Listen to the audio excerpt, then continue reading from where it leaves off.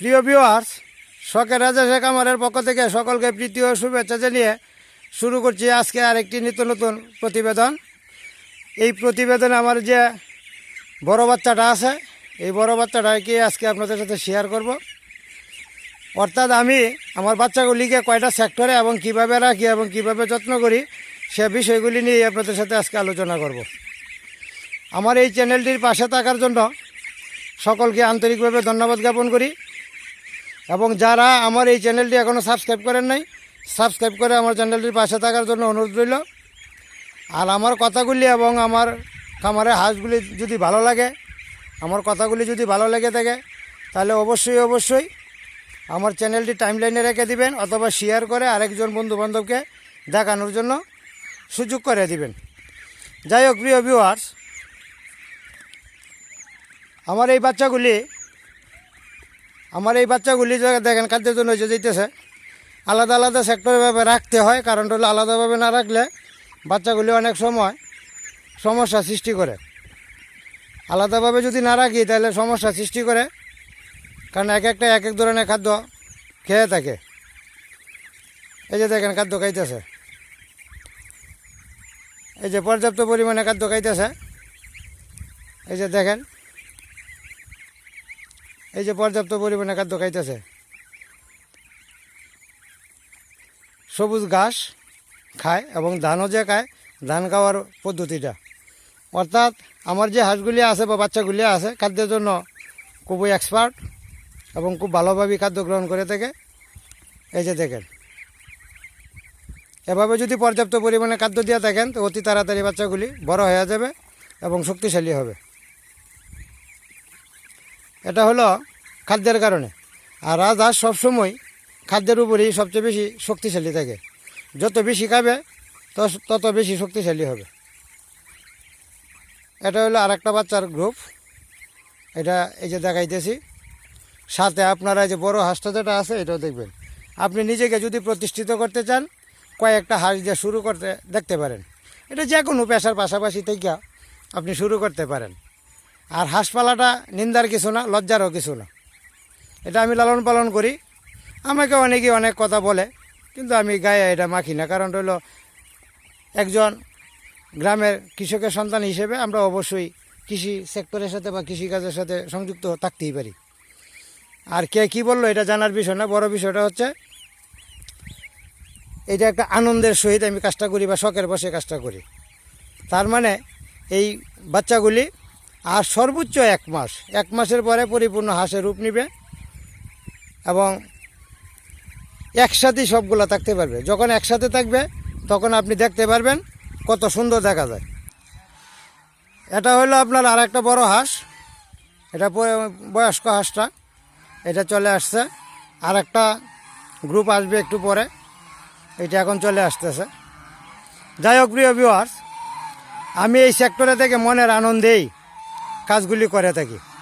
সে হলো দলনেতা। মনের আনন্দেই আমি কাজগুলি করে থাকি। কারণটা হচ্ছে এটা আসলে একটা শখ।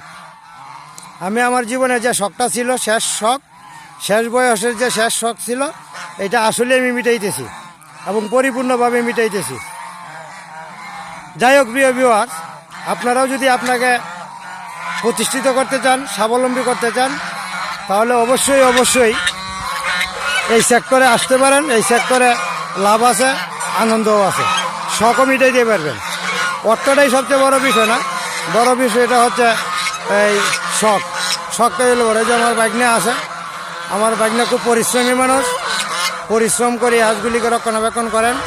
আমার বাগনের উপরই আমি সবসময় নির্ভর করে থাকি। এখন এই যে বিষয়টা দেখেন, আমি আপনাদের সাথে সবগুলি ভিডিওতে দেখাই এবং শেয়ার করে থাকি। আপনি যদি আপনার জীবনে প্রতিষ্ঠিত হইতে চান, 3 বছর সময় পরিশ্রম করেন, লেগে দেখেন, 3 বছর পরে আপনাকে আর পিছন ফিরে কেউ টেনে দাবাতে পারবে না বা রাখতে পারবে না। আপনি অবশ্যই প্রতিষ্ঠিত হবেন, স্বাবলম্বী হবেন।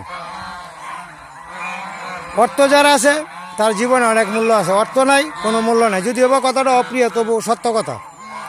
আপনি যদি আপনার জীবনে অর্থ উপার্জন করতে চান এই সেক্টরকে বেছে নিতে পারেন, করতে পারেন। কাজের ফাঁকে ফাঁকে, যে কোনো ব্যবসার ফাঁকে, যে কোনো কাজের ফাঁকে যদি কারো একটু জায়গা থাকে, রাখার মতো কোনো সুযোগ থাকে, বা দূরে কোথাও গিয়ে যদি রাখার মতো আপনার মন মানসিকতা থাকে, তাহলে আপনি এই সেক্টরে আসতে পারেন।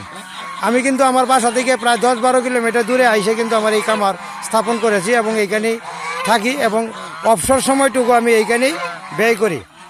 এই যে এই হাঁসটা কিন্তু ডিম দিবে, ডিম দেওয়ার জন্যই এই যে সে করতেছে, চেষ্টা করতেছে। এখন এই ডিম দিবে বুঝে একটু পরেই। যাই হোক প্রিয় ভিউয়ার, আমি এই কথাটাই আপনাদের সাথে শেয়ার করলাম। আমি যদি একটু কষ্ট করে এই সেক্টরে আসতে পারি বা এর থেকে যদি বেনিফিট পাইতে পারি, আপনিও বেনিফিট পাইতে পারেন। আপনিও চেষ্টা করে দেখেন, যদি বেশি না পারেন অন্তত 10টা দিয়ে হলেও শুরু করেন। 10টা হাঁসের দাম মাত্র 5 থেকে 6,000 টাকা যাবে। এই 6,000 টাকা আপনার জীবনে আপনি ফকিরও হবেন না, গরিবও হবেন না, নিঃস্ব হবেন না। এই 6,000 টাকা নাই মনে করিয়া আপনি এই সেক্টরে আসেন, আইসা 6,000 টাকাতে নিজের ভাগ্য রেখে যাচাই বাছাই করে দেখেন আপনি জীবনে স্বাবলম্বী হইতে পারেন কিনা। তবে প্রথম বছরেই হবেন না, দ্বিতীয় বছরও হবেন না, তৃতীয় বছর আপনি একজন পরিপূর্ণ উদ্যোক্তা এবং পরিপূর্ণ অর্থ আপনার আসবে, এটা আমি বলতে পারি। যাই হোক প্রিয় ভিউয়ার, আপনাদের সাথে কথা বলতে বলতে অনেক কথাই বলে ফেললাম। রাজহাঁস পালন করা খরচ অন্যান্য প্রাণীর চেয়ে, গরু ছাগল ভেড়া ঘোড়া যা আছে মহিষ, তার চেয়ে অনেক কম। এর কোনো সাইড এফেক্ট নাই, শুধু সাইড এফেক্ট একটাই, এর চিৎকার বা চেঁচামেচি, যে এটা কর্কশ, যখন চিল্লাপাল্লা করে তখন একটু খারাপ লাগে, কাছে পিছে ঘুমানো যায় না। এই সমস্যাটাই হচ্ছে সবচেয়ে বড় সমস্যা। এছাড়া সব দিক দিয়ে এটা ভালো, বাজার চাহিদাও এর ভালো। আপনি হাঁস বিক্রি করবেন, বাজারে নিয়ে যাবেন, সাথে সাথেই বিক্রি, 5 টাকা কম আর 5 টাকা বেশি, এর চাহিদা আছে। এর মাংসের স্বাদ সুস্বাদু এবং রাজহাঁস নিয়ে কখনো বসে থাকতে হয় না, বাজারে নেওয়া মাত্রই বিক্রি। এবং আমি আমার খামার থেকে বিক্রি করেই আমি কুল পাইতেছি না, বাজারে বিক্রি করবো কখন? বাজারে তো আমি নিয়ে যাওয়ার সময়ই নেই, সুযোগই নেই।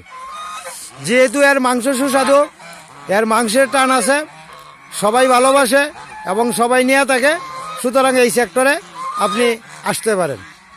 যদি আসেন, বিক্রির জন্য আপনাকেই খুঁজে নিয়ে যাবে যারা ক্রেতা, আপনার ক্রেতা খুঁজতে হবে না, আপনাকেই ক্রেতারা খুঁজে বের করবে এবং নিয়ে যাবে। যে জিনিসটা মানের সহিত বা টানের সহিত বিক্রয় করা যায়, এই জিনিসটা আসলে লালন পালন করা খুব ভালো। যাই হোক প্রিয় ভিউয়ার্স, অনেক কথাই তো বলে ফেললাম। যদি কারো কোনো ভালো লেগে থাকে, তাহলে আপনারা অবশ্যই এই সেক্টরে আসতে পারেন। এই সেক্টর খুব লাভজনক এবং খুব ভালো। আর লাভজনক কিনা আমি আপনাদের সাথে তো সব কিছুই শেয়ার করি, বাচ্চাগুলিও শেয়ার করে থাকি। আমার বাচ্চাগুলি দেখিয়েছি, সবগুলি দেখিয়েছি। দেখানোর পরে আমার 2 জন লোক এখানে থাকার পরেও আমি এখান থেকে বেনিফিটেড। এরপরে আমার যে এই যে বড় হাঁসটা যেটা আছে, আমার এই হাঁসটাও কিন্তু লাভের মধ্যে আছে। এই বছরে যে বাচ্চাটা আছে, আগামীতে বাচ্চা দেওয়ার পরে এই বাচ্চাটাও আমার লাভের মধ্যে চলে আসবে। 3 বছরে যদি আমি 150 করে 450 হাঁসও যদি লাভের মধ্যে রাখতে পারি, তাহলে আমার অনেক কিছু পাওয়া। কারণ 3,000 টাকা করে বিক্রি করলেও 100 হাঁসের দাম 3 লাখ, তাহলে 500 হাঁস যদি হয় 15 লক্ষ টাকা। এই 15 লক্ষ টাকা আমার ব্যবসায় মূলধন হয়ে দাঁড়াবে। কিন্তু আমি ব্যাংক থেকেও 15 লক্ষ টাকা পাইতে গেলে 3 বছরে আমার 15 লক্ষ কোনোভাবেই দিবে না। যাই হোক প্রিয় ভিউয়ার্স, শত বাধা বিপত্তি পার হওয়ার পরেও আমি এইখানে আইসে আমি নিজেকে নিজে স্বাবলম্বী স্বীকার করি এবং আমি স্বাবলম্বী, কথাটা সত্য। আপনারা স্বাবলম্বী হইতে পারেন, এই সেক্টরে আসতে পারেন এবং এই সেক্টরে এসে নিজের ভাগ্যটাকে যাচাই বাছাই করে দেখতে পারেন। অনেক কথাই বললাম, আর আজকে আর এই ভিডিওতে আর কিছু বলবো না, পরবর্তী ভিডিওতে আরও কিছু তথ্য পাবেন। যাই হোক প্রিয় ভিউয়ার্স, শেষবেলায় সবাইকে প্রীতি ও শুভেচ্ছা জানিয়ে আজকের ভিডিওটি এখানেই সমাপ্তি ঘোষণা করলাম। ধন্যবাদ সবাইকে, ভালো থাকবেন, সুস্থ থাকবেন, দেখা হবে পরবর্তী ভিডিওতে। ধন্যবাদ।